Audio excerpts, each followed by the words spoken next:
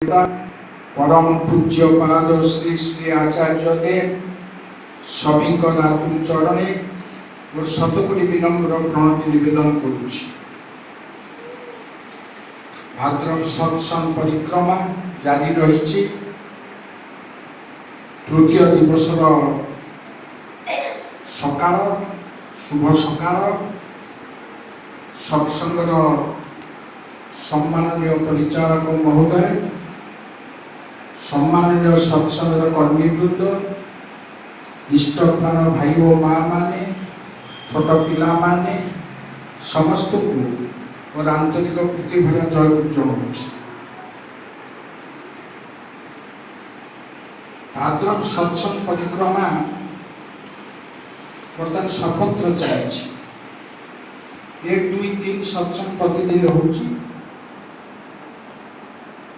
आम सत्संग योगदान करुचे। आसी पहुँच मुझे देखिली बहुत दूर आसली सका आसवा गोटे एक सत्संग योगदान करी, 2 सत्संग जे आयोजन कर पूजक चयन भाईना विशेषकर तार विशेषता स्त्री बेबी भाद्रव प्रथम सत्संग मूल प्रधान सत्संग केन्द्र प्रदान करे प्रति वर्ष।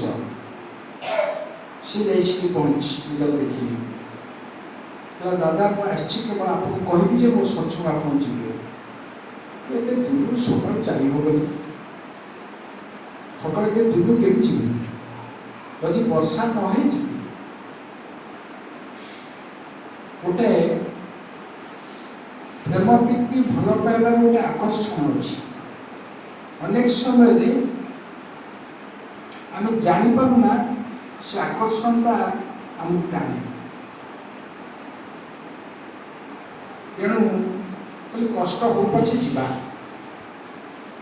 आसी देखिली कि सत्संग जी गुरु भाई माँ मैंने उपस्थित रहा कथा ना कौन आम कौन दीर्घ दिन सत्संगी हबार गोटे लक्षण यहाँ भावार कथा।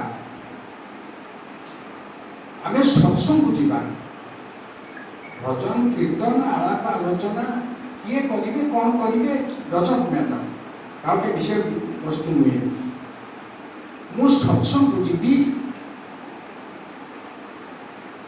परम पूज्यपाद श्री श्री दादा भाद्रव सत्संग परिक्रमार परिकल्पना करी आशीर्वाद करते। परम पूज्यपाद श्री श्री आचार्य देवराज अजस्र आशीर्वाद सारा भारत वर्ष में बहिर्भारत में भाद्रव सत्संग परिक्रमा चालू रही।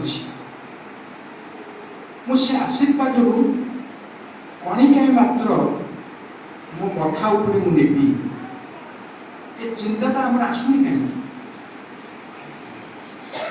भाव पड़ो ये चिंता आसुनी कहीं